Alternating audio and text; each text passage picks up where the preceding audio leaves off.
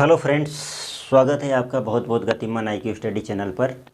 और जैसा कि यहाँ पे चल रही है आपकी साइंस की क्लास, तो साइंस के अंदर काफ़ी टॉपिक मैंने आपको पढ़ा दिया। इस वीडियो पे लगभग 30 वीडियो अपलोड हो गई है और इसी वीडियो के अंदर हम आपको साइंस को बहुत ही तोड़कर डिस्क्राइब कर कर पढ़ा रहे हैं। क्यों? क्योंकि आज के एग्ज़ामों में जो एग्ज़ाम हो रहे हैं उसके अंदर प्रश्न आ रहे हैं, डीपली आ रहे हैं।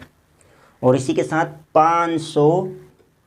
500 प्रश्नों का एक MCQ चलाया हमने, जिसमें रोज़ हम आपको 10 से 12 क्वेश्चंस यहाँ पे पूरी तरह से डिस्क्राइब करते हुए समझा रहे हैं। और इतने इंपॉर्टेंट प्रश्न है कि आप जाके वहाँ पे देखें उन्हें और बने रहिए वीडियो के अंत तक। आज बहुत महत्वपूर्ण टॉपिक चलने वाला है, तो यदि आप इस चैनल पर नए हैं तो चैनल को सब्सक्राइब करें और दोस्तों को शेयर करें हैं। और फटाफट रजिस्टर और पेन लेकर आप अलर्ट हो जाइए, क्योंकि अभी तक मैंने आपको घर्षण पढ़ाया था।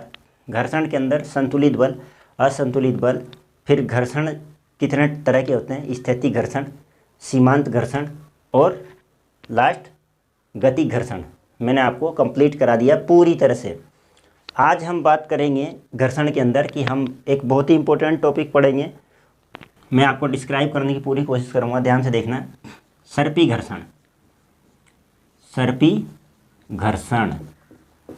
अब सर्पी घर्षण जो होता है, क्या होता है आपको पता होगा तो अच्छी बात है, नहीं पता तो मैं बताऊंगा हैं। तो सर्पी घर्षण के बारे में हम पढ़ेंगे। और सर्पी घर्षण को आप जानते हैं इंग्लिश में क्या बोला जाता है? स्लाइडिंग घर्षण है। Sliding, SLIDING, sliding friction.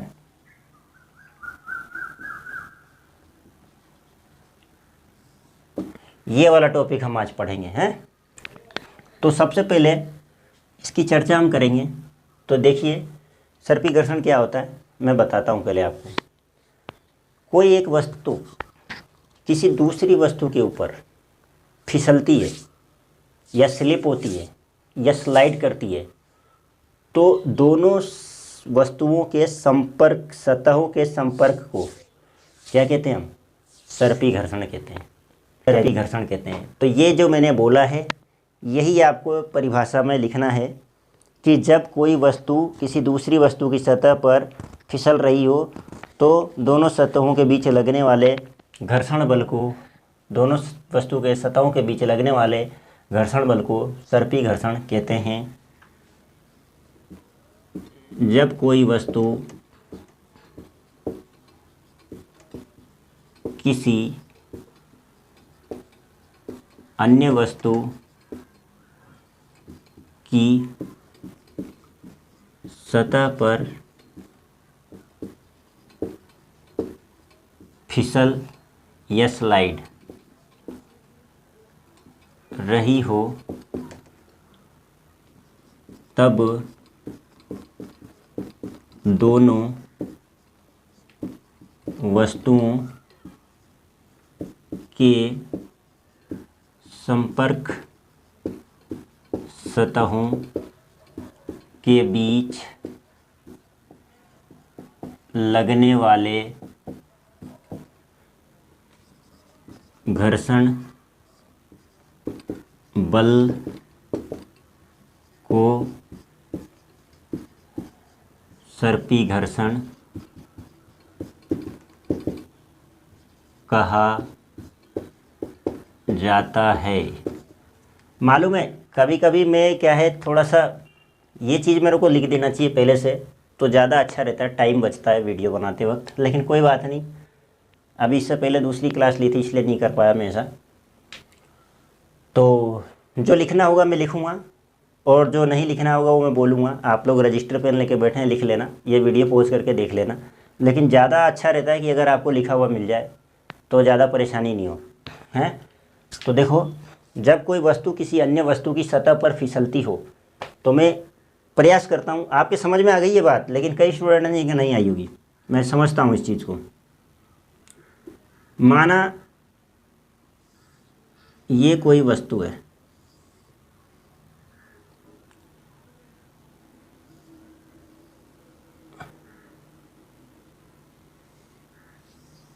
और ये दूसरी वस्तु है। ये वस्तु ए है, ये वस्तु B है ना। ठीक, अब देखो इस भाग को देखो आप, है ये इस पे अगर फिसले, इसको बल लगाया जाए, इधर से F बल लगाया जाए, पुश किया जाए इस दिशा में, एरो बनाया मैंने इस दिशा में, तो जब ये फिसलेगी तो इन दोनों का संपर्क सतह ये है, यही है ना ये, तो इसके सतह के बीच में और इसके सतह के बीच में जो घर्षण होगा वो क्या कहलाएगा, सर्पी घर्षण। क्या कहलाएगा, सर्पी घर्षण। बात आ गई समझ में आपके। इसको सिंपल ही बना सकते हैं, समझाने के लिए बना दिया मैंने ऐसा। ये कोई लकड़ी का गुट्टा है, इसके ऊपर एक छोटा सा गुट्टा रख दें हम इस तरीके से, और सपोज करो कि इस पे ये फिसले, बल लगाने पे फिसले या रख दे तो स्लाइड कर जाए। इसी लकड़ी के गुट्टे को मैं यूं बना दूं इस तरीके से किसी कोण पे, मानो कि ये पृथ्वी अर्थ है, ये समतल है, इसके ऊपर अपन ने ये इस तरीके से बना दिया, और इस पर कोई भी चीज़ हमने ये रखा है, और ये वस्तु इस दिशा में फिसल रही है, तो इस वस्तु का तल तो यही है, संपर्क तल इस वस्तु का, और इसका तो पूरा है, तो इस तल के बीच में यहाँ पे जो घर्षण लगेगा ये क्या कहलाएगा, सर्पी घर्षण कहलाएगा। बात आ गई समझ में। तो ये है सर्पी घर्षण।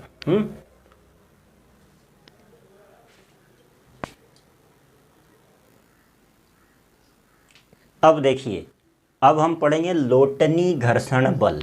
हैं, पहले हमने पढ़ा सर्पी घर्षण बल, अब पढ़ेंगे लोटनी घर्षण बल, रोलिंग फ्रिक्शनल फोर्स। रोलिंग नाम से समझ गए आप, लोटनी। पहले इसकी परिभाषा मैं लिख देता हूँ या फटाफट।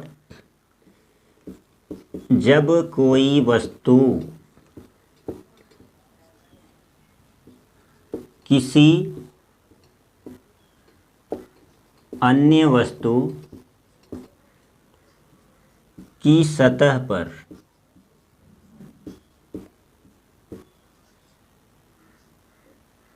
लुढ़कती है तो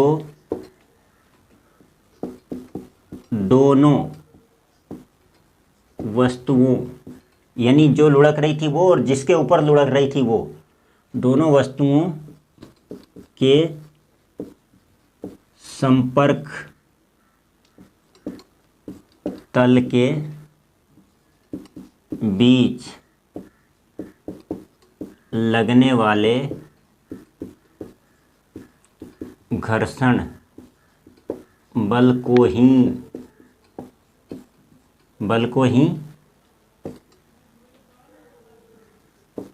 लोटनिक घर्षण बल या लोटनिक घर्षण या लोटनिक घर्षण बल एक ही बात है, हैं? लोटनिक घर्षण या लोटनिक घर्षण बल कहते हैं। ठीक है। जब कोई वस्तु किसी अन्य वस्तु यानी किसी दूसरी वस्तु की सतह पर लुढ़कती है तो उस लुढ़कने वाली वस्तु का भी कोई संपर्क तल होगा ना। गेंद है, अभी गेंद, अगर गेंद जमीन पर लुढ़क रही है, आपने उसको फेंका ऐसे नीचे, तो जमीन की सतह पे वो लुढ़क रही है, बराबर रोलिंग कर रही है वो।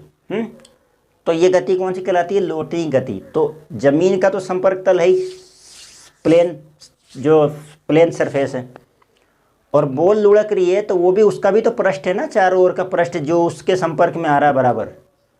तो इन दोनों के बीच लगने वाले घर्षण बल को लोटनी घर्षण बल कहते हैं।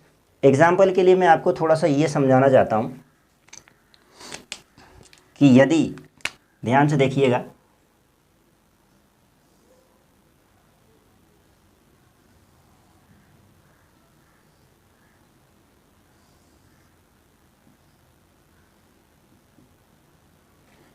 ये कोई वस्तु का संपर्क तल है, इसके ऊपर यदि एक बॉल इस तरह से रख दिया जाए, एक बॉल इस तरीके से रख दिया जाए,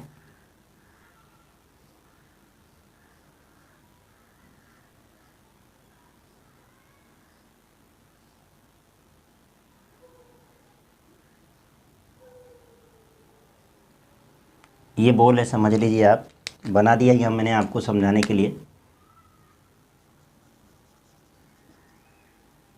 ये इसका तल बना दिया। ये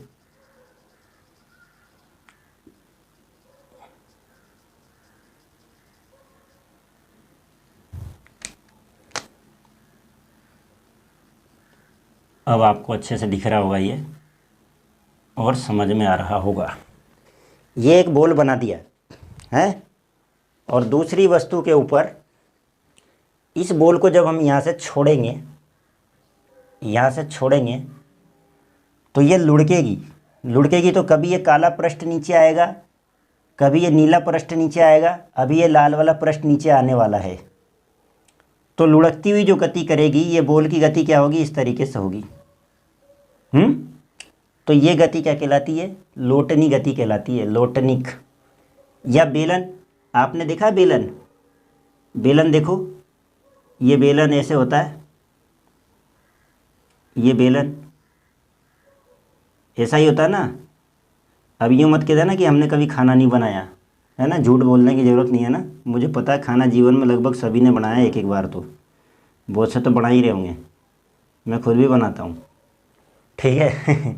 ये बेलन है, ये चकले पे किस तरीके से चलता है, चकला देखा ना आपने, जो अपना रोटी बनाने वाला चकला जो होता है,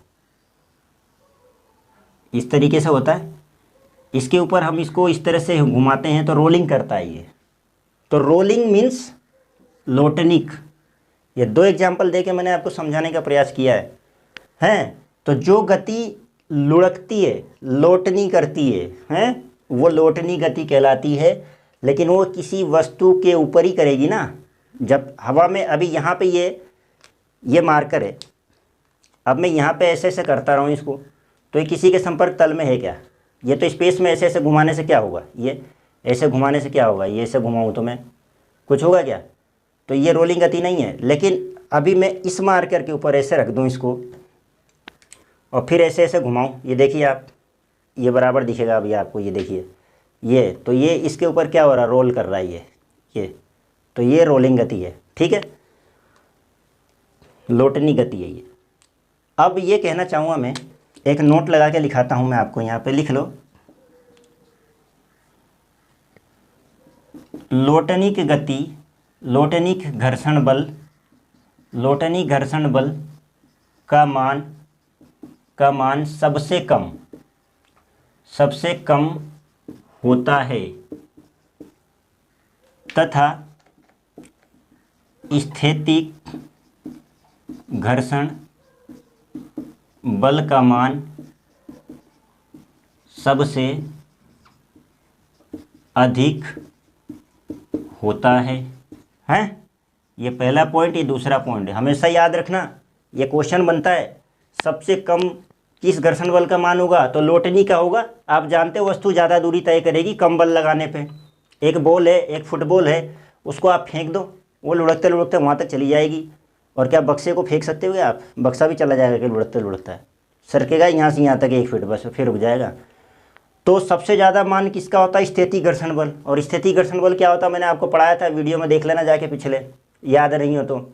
जब कोई वस्तु स्थिर अवस्था में है और हम उसको सरकाने का प्रयास कर रहे हैं और हम बल लगा रहे हैं, और वो वस्तु यदि नहीं खसक रही है, साम्य अवस्था में ही बनी हुई है, तो जितने न्यूटन का बल हम इधर से लगा रहे हैं उतना ही विरोधी बल उधर से लग रहा है, इसलिए वस्तु अपने संतुलन की स्थिति में है, नहीं सरक रही है। फिर हमने उसके ऊपर और ज़्यादा बल आरोपित किया, अब वस्तु सरकने लग जाती है, तो अपने साम्य अवस्था से वो सरक गई। तो ये अब स्थैतिक घर्षण बल वही था जब तक वो नहीं खसकी थी। क्यों? क्योंकि उसको खसकने के लिए बहुत ज़्यादा बल की आवश्यकता पड़ रही थी, और जैसे ही वो खसकने ही वाली थी, वो सीमांत घर्षण बल हो गया था। तो इस तरीके से आपको मैंने सब पढ़ा रखा है, तो आप पिछले वीडियो में भी जाकर देख सकते हैं। तो मैंने यही पॉइंट लिखा है कि लोटनी घर्षण बल का मान सबसे कम होता है। क्यों? क्योंकि यहाँ इजीली वस्तु मूव कर रही है, और स्थैतिक घर्षण बल का मान सबसे अधिक होता है। ठीक है, तो ये भी टॉपिक आपका कंप्लीट हो गया है, हैं? अब आइए अगले टॉपिक की ओर चलते हैं। अब पढ़ेंगे हम घर्षण कोण। क्या पढ़ेंगे? घर्षण कोण बोले तो एंगल ऑफ फ्रिक्शन, कि घर्षण कोण क्या होता है, हैं? अभी तक हमने चर्चा करी घर्षण की, उसके अंदर उपयोग हुए बलों की, घर्षण के प्रकार की, हैं? तो इतने प्रकार के मैंने आपको घर्षण पढ़ा दिए हैं। स्थैतिक पढ़ा दिया, सीमांत पढ़ा दिया, गतिक पढ़ा दिया, लोटनी पढ़ा दिया, सर्पी पढ़ा दिया, सारे घर्षण तो पढ़ा दिए। अब बात आती है एंगल ऑफ फ्रिक्शन की, घर्षण कोण की। तो घर्षण कोण क्या होता है कि घर्षण कोण वह कोण होता है जिस पर कोई वस्तु चलने वाली होती है या गति करने वाली होती है या चलने के लिए तैयार हो जाती है, वो कोण कौन से कहलाता है? घर्षण कोण कहलाता है। तो लिखता हूं पहले आपके लिए यहाँ, घर्षण कोण वह कोण होता है जिस पर कोई वस्तु चलने वाली होती है या गति करने वाली होती है या चलने को तैयार हो जाती है। ये इतनी सारी चीज़ें हैं इसमें कि घर्षण कोण वह कोण है जिस पर कोई वस्तु चलने वाली होती है, बस चल रही, अब चलने ही वाली है वो, या गति करने वाली होती है या चलने को तैयार होती है? तो इस तरह से हम घर्षण कोण को कह सकते हैं परिभाषा के अनुसार। या फिर हम यूँ कहें कि सीमांत घर्षण बल जो चलने ही वाली थी, पढ़ाया था ना मैंने, सीमांत घर्षण बल जो चलने ही वाली थी, और अभिलंब प्रतिक्रिया का बल, जो अभिलंब प्रतिक्रिया का बल होता है। अब मैं थोड़ा सा आपको अभिलंब प्रतिक्रिया समझा देता हूँ। देखना क्या होता है कि जैसे ये कोई वस्तु है, यहाँ पर रखा हुआ है, यहाँ पे कोई वस्तु रखा हुआ है, ये है m द्रव्यमान का ये वस्तु है आपका, कौन सा? ये m द्रव्यमान का कोई वस्तु है, ठीक है। अब ये m द्रव्यमान का जो वस्तु है, तो इसके ऊपर जो हमने लगाया ये बाह्य बल F है। अब जब इधर बाह्य बल लग रहा था तो आपको ये पता है कि सीमांत घर्षण बल इधर लग रहा था, Fs है, ये भी तो लग रहा था ना Fs, सीमांत घर्षण बल भी तो लग रहा था ना भाई। क्यों? क्योंकि वस्तु चल, अब जैसे ही बाह्य बल का मान ज़्यादा होता है तो इसकी एक सीमा होती है, जिस सीमा पर यह बल न्यूनतम हो जाता है और वस्तु चलने ही वाली होती है। तो इस वस्तु के ऊपर एक बल नीचे की ओर भी लगता है ज़मीन में, कौन सा? गुरुत्वाकर्षण बल, जो उसके भार के कारण लगता है वस्तु के। ये चीज़ मैंने बताई नहीं थी, आज बता देता हूँ, देख लो आप। तो इसको मैं mg दिखा सकता हूँ, मास ऑफ ग्रेविटी, भार है, mg से लिखा ना मैंने, द्रव्यमान जिसका गुरुत्वाकर्षण बल, और ये जो क्या है? वस्तु का भार होता है, वस्तु का भार होता है। और इसके लिए क्या होता है? इसी भार के कारण क्या होता है कि न्यूटन के नियम से क्रिया के प्रति विपरीत प्रतिक्रिया होती है, जो अभिलंब की तरफ एक बल लगता है, जिसको आप चाहे तो n से दिखाओ चाहे r से दिखाओ, यानी किसी बुक में n किसी बुक में r, ये कुछ भी लिख सकते हैं अपन समझने के लिए, b भी लिख सकता हूँ, मेरी इच्छा है वो तो। तो r क्या है? अभिलंब प्रतिक्रिया बल। ये क्या हो जाएगा? अभिलंब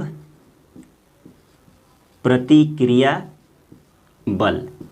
तो किसी भी वस्तु के ऊपर, स्थिर रखी वस्तु के ऊपर 4 प्रकार के बल कार्य करते हैं। आपके बात समझ में आ गई क्या? 4 प्रकार के बल कौन से होंगे? एक तो बाह्य बल, जिससे मैं वस्तु को खींचना चाह रहा हूँ या धक्का देना चाह रहा हूँ। अभी मैं इधर ले रहा हूँ, बल लगा रहा हूँ, यानी खींचना चाह रहा हूँ मैं वस्तु को। तो जब मैं उधर खींचना चाह रहा हूँ तो वस्तु इधर ही रुकी रहेगी, तो इसका मतलब वस्तु के विपरीत इधर बल लग रहा है, जो सीमांत बल है।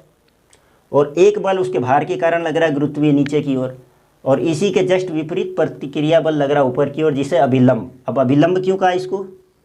क्योंकि ये देखो इसके लंबवत है, ये क्षैतिज जो तल है जिस पर ये वस्तु रखी है, इसके लंबवती है ना ये, तो इसी कारण इसको क्या कह दिया? अभिलंब प्रतिक्रिया बल कह दिया, तल के लंबवत अभिलंब। तो इस प्रकार से ये चीज़ किसी वस्तु पर 4 प्रकार का बल लगता है। तो हम ये कह सकते हैं कि सीमांत घर्षण बल, ये वाला ध्यान से देखो इधर बोर्ड पे है ना, सीमांत घर्षण बल और अभिलंब प्रतिक्रिया बल, ये अभिलंब प्रतिक्रिया बल का परिणामी, मैं लिखता भी जाता हूँ,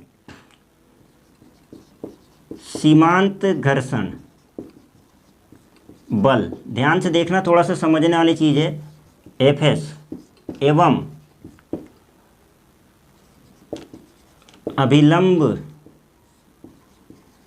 प्रतिक्रिया बल आर या एन लिख दो, कुछ भी लिख दो, आप कुछ भी लिख सकते हो, ये मतलब कंफ्यूज मत होना कि क्या लिखूं।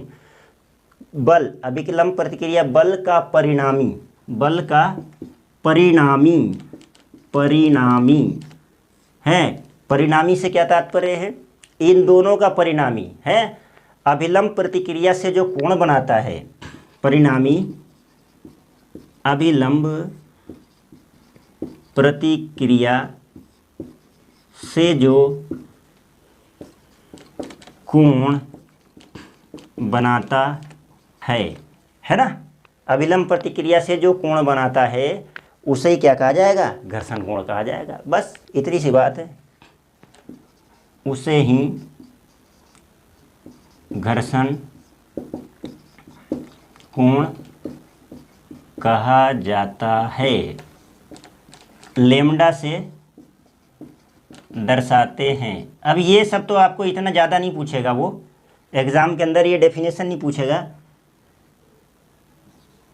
लेकिन मैंने आपको इसलिए ये चीज़ पढ़ाई है कि आप थोड़ा सा समझ लो इस चीज़ को फिजिक्स के आधार पर। जो बच्चे 11th में पढ़ रहे हैं, अभी 11th की फिजिक्स पढ़ रहे हैं, उनके लिए ये ज़्यादा उपयोगी है। अब जो ये परिणामी मैंने आपको बोला है, अब वो परिणामी मैंने आपको जो बोला है और जो मैंने अभी आपको कोण बताया है वो क्या है एक्चुअल में, देखो ये जीरो, ये जीरो, और आप जानते हो ये पॉजिटिव रहता है ना, और ये नेगेटिव रहता है एक्स अक्ष पे, और ये वाई अक्ष पे पॉजिटिव रहता है और ये वाई अक्ष पर नेगेटिव रहता है। इतनी चीज़ें तो आप भी जानते हो अच्छे से, ये एक ग्राफिकल एंगल दिखा रहा हूँ और कुछ नहीं दिखा रहा आपको।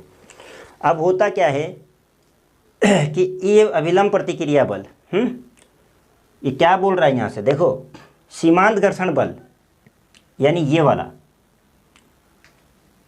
एवं अभिलंब प्रतिक्रिया बल का परिणामी, यानी देखो ठीक से एक छोटा सा डायग्राम बना के और आपको समझाने का प्रयास कर रहा हूँ, और कुछ भी नहीं, ज़रूरत नहीं है समझाने की मुझे आपको, लेकिन मैं फिर भी आपको समझाना चाह रहा हूँ कि यहाँ से ये सीमांत घर्षण बल, ये भाग